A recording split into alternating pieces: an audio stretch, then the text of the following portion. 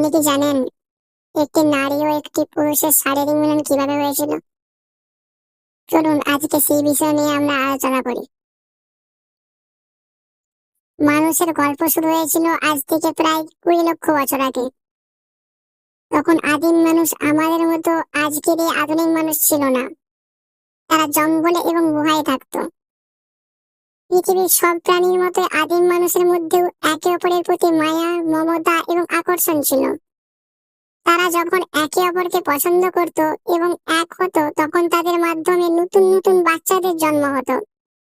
এইভাবেই তাদের পরিবার বড় হতো এবং মানুষের বংশ টিকে থাকতো। আদিম যুগে জীবন ছিল খুব কঠিন।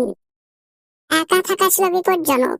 তাই একজন পুরুষ এবং একজন নারী একে অপরের সঙ্গী হতো, যাতে তারা মিলেমিশে খাবার খুঁজতে পারে, যাতে বন্য পশুর হাত থেকে একে অপরের রক্ষা করতে পারে এবং যাতে তারা পৃথিবীর বুকে মানুষের সংখ্যা বাড়াতে পারে।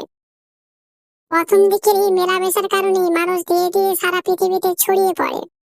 সময়ের সাথে সাথে মানুষের শরীরের গঠন এবং বুদ্ধি পাল্টেছে, কিন্তু পরিবারের প্রতি ভালোবাসা আর নতুন প্রাণ আনার এই প্রক্রিয়াটি সেই শুরু থেকেই চলে আসছে।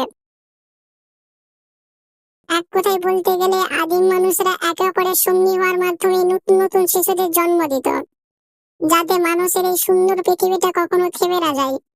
এভাবে আজকের পৃথিবী তৈরি হয়েছে। এভাবে এক নারী ও পুরুষের মিলনের সূচনা হয়েছে।